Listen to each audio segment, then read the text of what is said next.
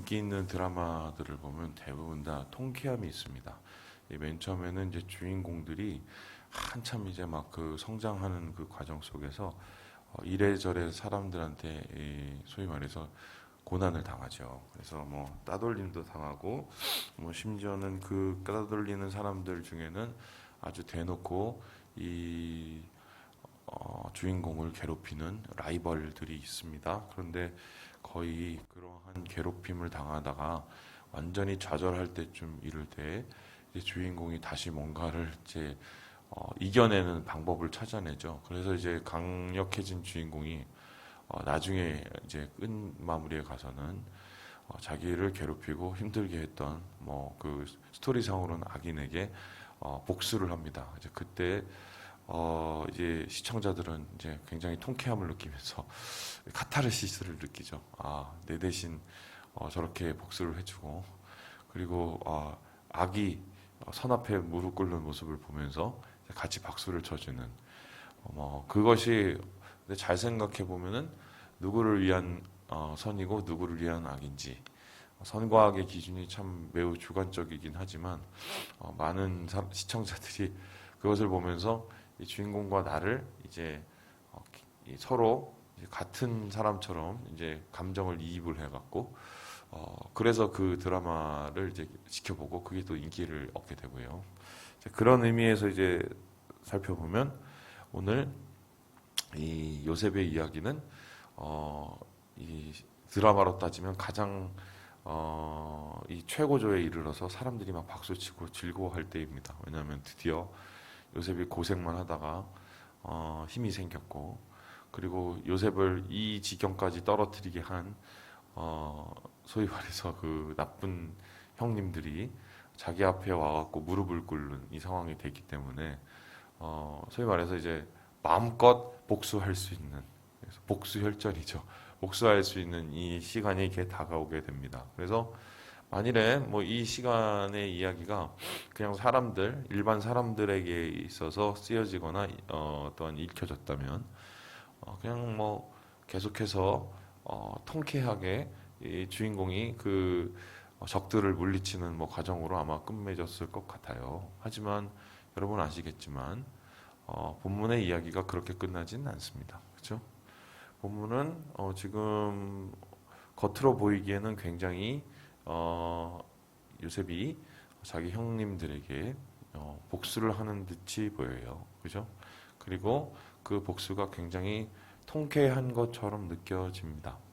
하지만 잘 살펴보면 이렇게 형님들에게 어떻게 보면은 권위자로서 힘을 휘두르고 있는 요셉도 사실 눈물이 보이고 심지어는 이 이후에 42장을 계속 읽어보면 형님들도 자기의 마음속에 자기의 동생에 대해서 한 그 죄책감에 시달리면서 굉장히 고난하고 있었다는 것을 우리가 살펴보게 됩니다.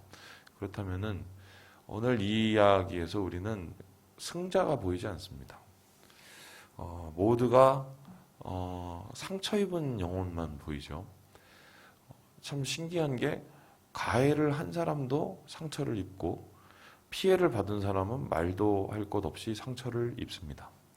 그 상처를 이제 소위 말해서 주고 받으면서 가중되고 또 뿐만 아니라 상처가 이 영혼에 파고들고 자리를 잡아서 한 인격과 한 가정을 이제 파괴시키는 것이 얼마나 대단했는지를 42장을 쫙 읽어보면은 우리가 느끼게 되는데요. 죄짓고 편한 사람은 인간이 아니죠. 그 사람은 이미 인간성이 해부가 된 사람들입니다. 그렇기 때문에 지금 이 형님들에게 있어서 느껴지는 죄책감이나 혹은 요셉에게서 또 느껴지는 이 슬픔들은 죄 때문에 고통받는 인간들의 모습, 죄 때문에 괴로움을 당하는 영혼들의 가장 일반적인 모습을 드러낸다고 하고 있습니다. 죄를 지면 사람이 부자연스럽고 부자유스럽지만 그뿐만 아니라 영혼이 병들죠. 영혼이 병들면 관계가 병들고 관계가 병들면 공동체가 병이 들거든요. 그런데 오늘 이 말씀 속에서 우리는 이 야곱 가족, 그러니까 요셉과 그의 형님들 간에 그러한 죄의 영향력이 임하여서 얼마만큼 그러한 것들이 가족을 파괴시키고 있었는가를 그대로 드러내 보고 있습니다.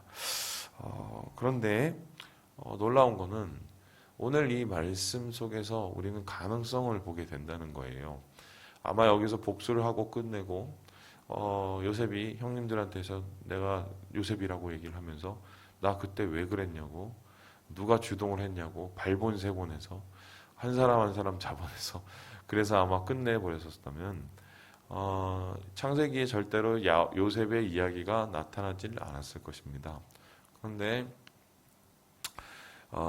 요셉이 그러한 세속적인 마무리를 하지 않고 하나님 안에서의 아름다운 마무리를 할 수 있었던 이유가 뭐냐면 자기에게 주어진 악을 선으로 바꾸고 그리고 자기에게 있는 상처를 하나님 앞에서 오히려 남을 품을 수 있는 이 배려와 존중의 그릇으로 바꿨기 때문에 이 가정이 제대로 살아나게 된 것입니다.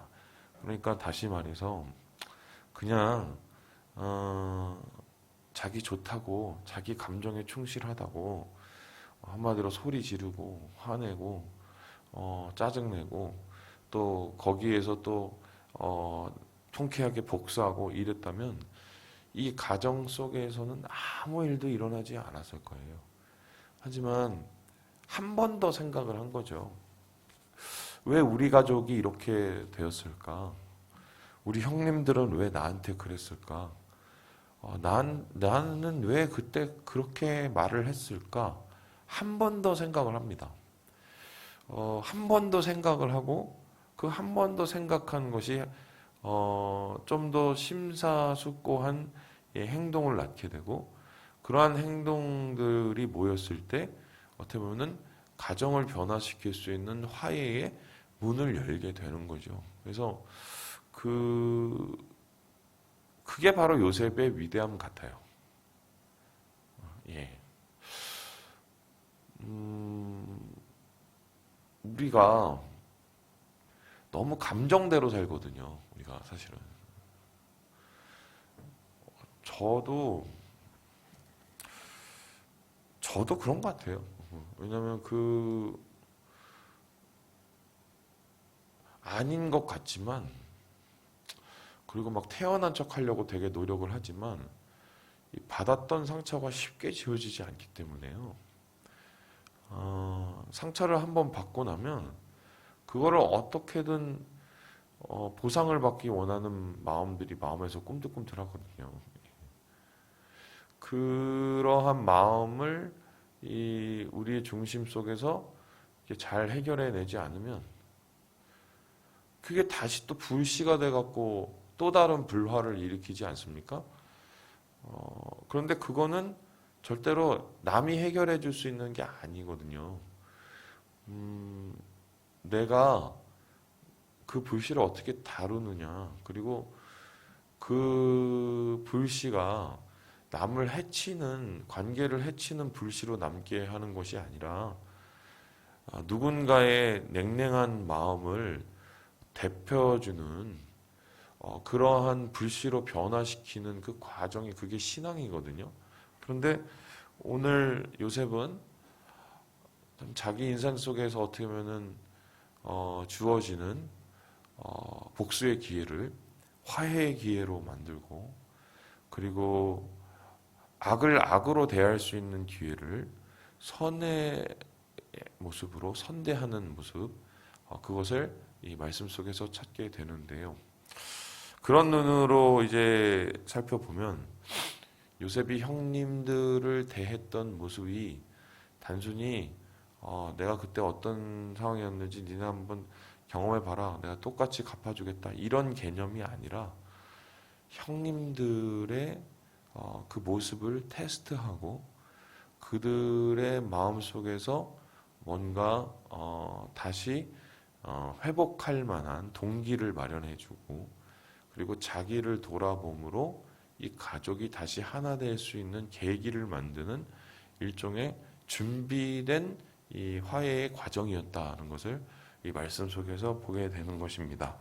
자, 그렇다면은 우리 함께 같이 한번 읽어보도록 하겠습니다. 우리 8절의 말씀을 같이 한번 읽어보겠습니다. 8절의 말씀입니다. 시작. 요셉은 그의 형들을 알아보았으나 그들은 요셉을 알아보지 못하더라. 항상 그래요. 상처를 준 사람만 상처를 기억하고 있습니다.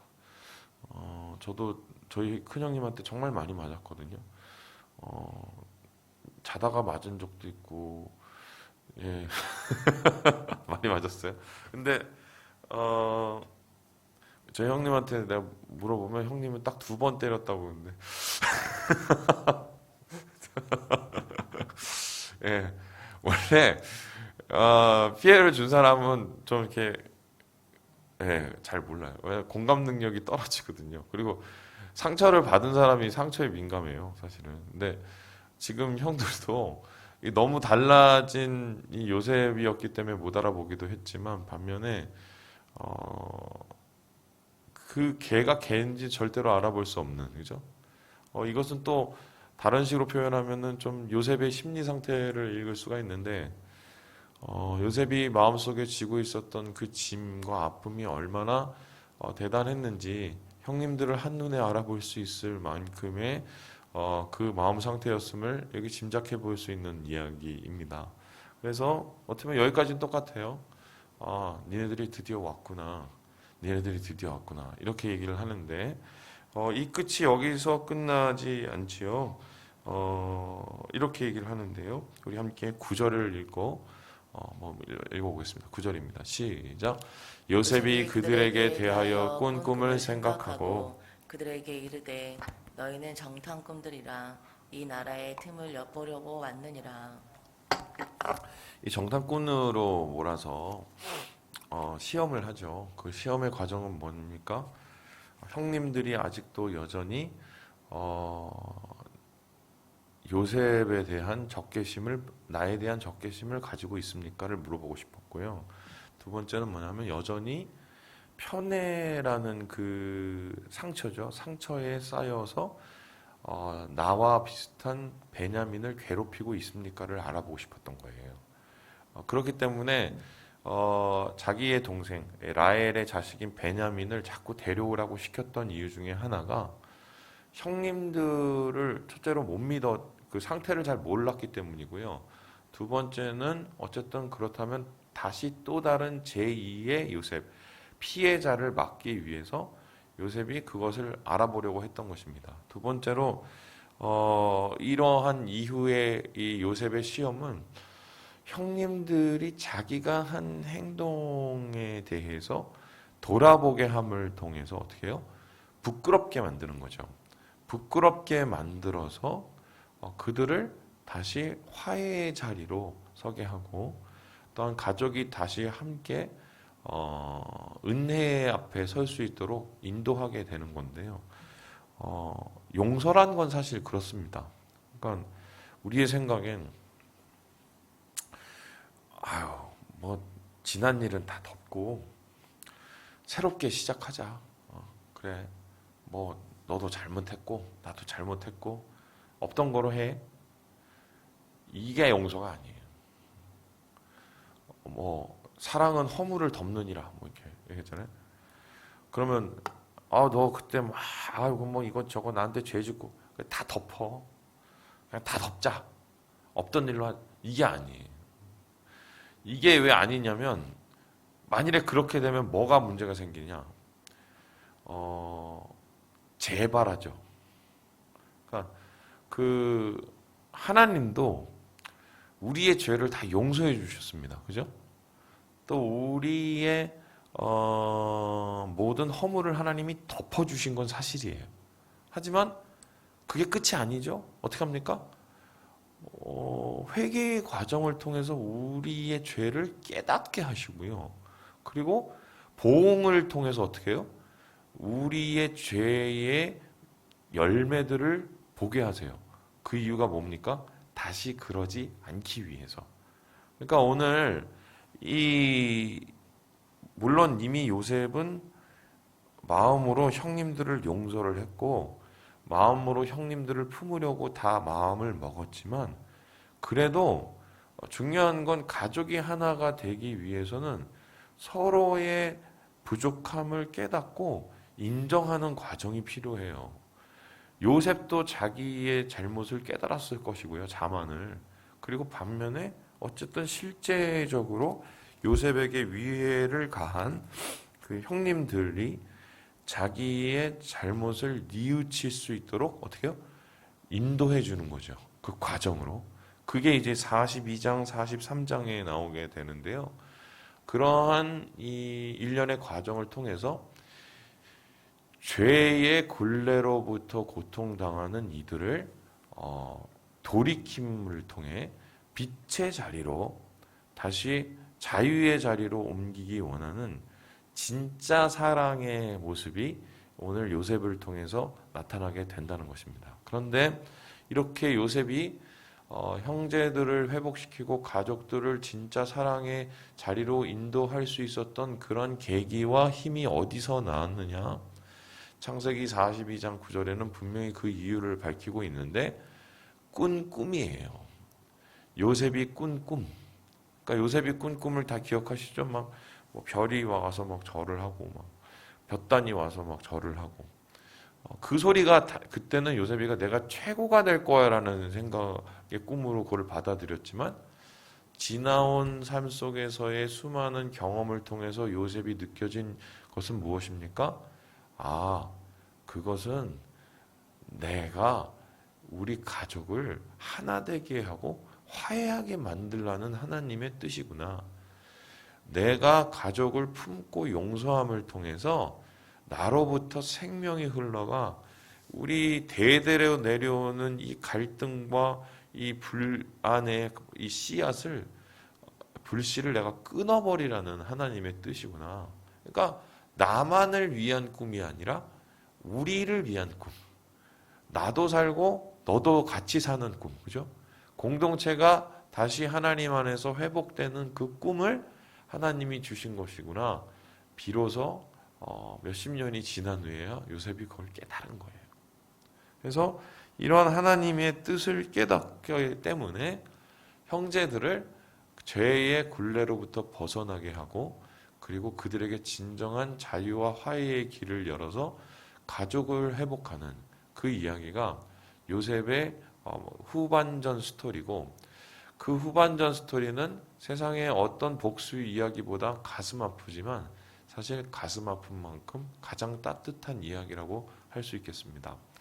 그래서 오늘 저는 이 말씀을 통해서 그런 생각이 들었어요. 하나님이 왜 우리를 구원하셨을까? 하나님이 왜 우리를 새롭게 하셨을까? 분명히 하나님께서는 바울을 통해서 그 이유를 밝혔는데 우리에게 새 것이 되게 하시고 우리를 용서하신 이유는 뭡니까? 화목하게 하기 위해서, 화목하게 하는 직책을 주기 위해서 하나님께서 우리를 새롭게 하셨다고 얘기하셨어요. 그러니까 하나님과 화목하고 그리고 형제자매와 화목하는 그 직책을 주기 위해서 우리를 용서하시고 주의 자녀 삼으셨다고 말씀하시거든요. 바로 그러한 대표적인 모델, 그러한 표본이 바로 요셉의 이야기고요. 그 요셉이 꾸었던 꿈이 진짜 오늘 말씀 속에서 실현되는 과정을 우리가 정확하게 보게 되는 것입니다. 여러분 말씀을 마치겠는데요. 우리가 감정에 솔직해지는 거는 좋은 거지만 감정에 빠지는 건 좋은 게 아닙니다. 네. 상처를 해결하기 위해서는 감정을 주님 앞에서 제대로 다룰 수 있어야 그때부터 해결이 돼요. 내 상처, 내 감정, 내 마음 그것만 붙잡고 있다가는 해결될 수 있는 게 아무것도 없습니다.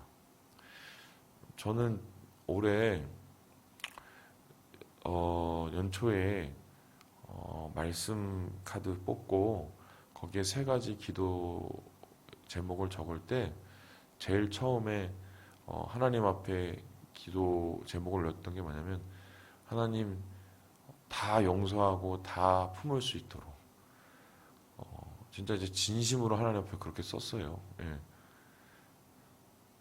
예. 우리가 그렇게 하라고 하나님이 구원하시고 하나님의 자녀 삼아 주신 것이잖아요. 그래서 이 요셉의 이야기가 상처를 해결하기 원하고 가족의 깨어짐에 마음이 힘들어하는 모든 우리 성도들에게 힘이 됐으면 좋겠습니다. 하나님은 이런 사람들을 사랑하시고요. 이런 사람들을 통해서 하나님의 나라를 지금도 아름답게 만들기 원하십니다. 주님 안에서 이 마음을 가지고 하나님이 주시는 화평과 화목으로 오늘 하루를 행복하게 보내시길 주님의 이름으로 축원합니다.